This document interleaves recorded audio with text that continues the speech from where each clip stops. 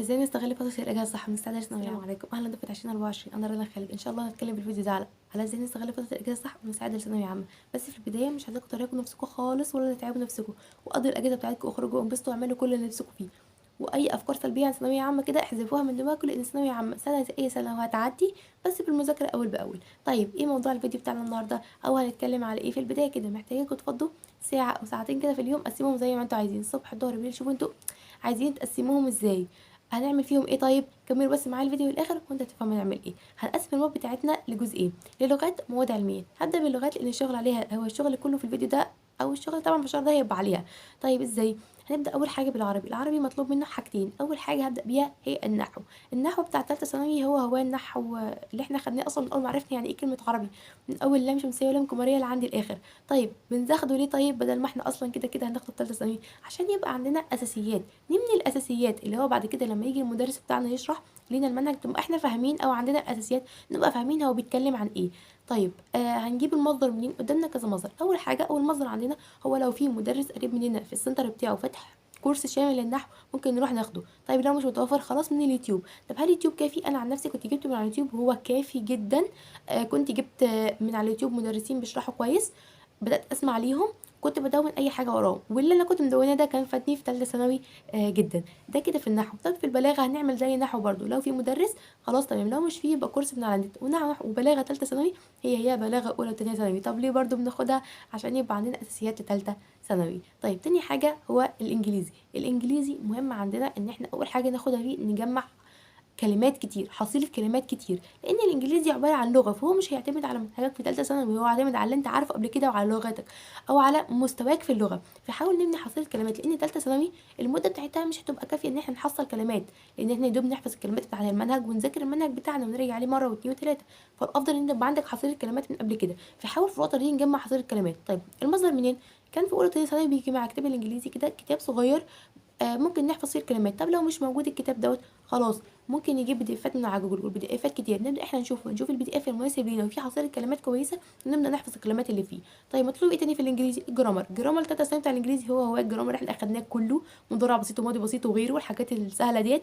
بس انا ممكن انتوا تاخدوا فكره عنده او تذاكروه كده، لو انتوا مستواكم وحش قوي في الانجليزي حاولوا ان انتوا يعني ايه تاخدوا فكره عنه كده، عشان لما يجي المدرس بتاعكم يشرح يبقى انتوا كل اللي تفهموا هو بيقول ايه، ويبقى فاضلكم بس التركات. طيب ده كده في العربي والانجليزي. الفرنساوي بقى او الالماني على حسب انت لغتك تبقى ايه. مثلا انا كنت فرنساوي، طب هل انا اسست نفسي في الفرنساوي ازاي قبل ما ادخل ثالثه ثانوي؟ كنت بسمع بجمع برضو اهم حاجه والحاجه حصيله كلمات كبيره، جمعتها منين؟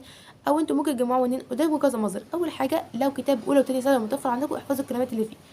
المصدر التاني لو مش متوفر ممكن تجيبه من على جوجل برضو الملفات المناسبه ليكم وتحفظوها. ولو مش متوفر من على اليوتيوب، كان في مدرسين بيبداوا يراجعوا كلمات اولى وتانية ثانوي من الكتب الخارجيه، ابداوا احفظوا الكلمات، وبعد لما تخلصوا الكلمات ابداوا راجعوا على الجرامر بتاع الفرنساوي برضو، لان هو هيفيدكم ثالثه ثانوي، لان هو بيعتمد في ثالثه ثانوي برضو زي ما انا قلت قبل كده على مستواك في اللغه، مش على اللي انت اخدته في ثالثه ثانوي. طيب كده اللغات. نبدا بقى بالمواد العلميه. الفيزياء، فيزياء ثالثه ثانوي ملهاش علاقه تماما بفيزياء اولى ثانيه ثانوي. فيزياء اولى ثانيه ثانوي دي حاجه، وفيزياء ثالثه ثانوي ديت حاجه تانية خالص. طيب هاسس نفسنا ازاي؟ بصوا انتوا ممكن تسيبوا فيزياء ثالثه ثانوي او الفيزياء عموما تسيبوها لثالثه ثانوي. طيب نعمل فيها ايه؟ في ناس بتقدر تحفظ القوانين بتاعت اولى وثانيه ثانوي عشان لما تدخل بيها ثالثه ثانوي، بس انتوا مش هتحتاجوا القوانين اصلا كتير، ده هو تقريبا قوانين ثلاثه ممكن نحتاجهم في ثالثه ثانوي، مش كل القوانين هنحتاجها. فلو انتوا عايزين تحفظوا القوانين هتحفظوها، لو مش عاوزين خلاص ممكن تسيبوها ثالثه ثانوي، ونسيب الفيزياء عموما لثالثه اصلا. طيب ندخل على ماده ثانيه اللي هي الكيمياء. كيمياء تالتة ثانوي ملهاش علاقة بكيمياء أولى وتانية ثانوي، كيمياء أولى وتانية ثانوي دي حاجة، وكيمياء تالتة ثانوي حاجة تانية خالص. طيب هنأسس نفسنا ازاي في الكيمياء؟ هنعمل حاجة اسمها أساسيات الكيمياء. ايه هي أساسيات الكيمياء دي؟ أساسيات الكيمياء عبارة عن نعرف نكون معادلة ازاي، نوزن معادلة، نكتب، نعرف أنواع المعادلات، نعرف الأكسدة والغازات، دي كده أساسيات الكيمياء. بص أساسيات الكيمياء دي أي مدرس بيشرحها أصلا في حصة أو اتنين قبل ما يبدأ المنهج بتاعه، بس الأفضل أنت تأسس نفسك فيها دلوقتي، لأن لما تيجي تذاكرها بعد كده مش هيبقى كويس زي ما انت بتبقى مذاكرها وانت فاضي مش وراك اي حاجه. فحاول تبقى مذاكرها لان هي هتفيدك جدا في ثانويه عامه، لان انت عندك اساسيات بين الاساسيات بتاعتك، فزي البيت كده لما بيبقى ايه بيجي مبني على الاساس، فاحنا بنجهز الاساسيات بتاعته. طيب نيجي بعد كده للجيولوجيا. بصوا الجيولوجيا ثالثه او الجيولوجيا اصلا اللي احنا اول مره ناخدها، هي بتبقى ماده سهله جدا، لطيفه، يعني هي تعتبر كادو لينا ان احنا نجمع درجات، هي اصلا عليها 60 درجه، تبقى كادو لينا ان احنا نجمع درجات ليها. فانتوا مش لازم تعرفوا عنها حاجه، سيبوها لثالثه ثانوي، هي لوحدها كده، وهي ماده سهله اصلا ومش هتتعبكم في المذاكره خالص. الماده اللي بعد كده هي الاحياء.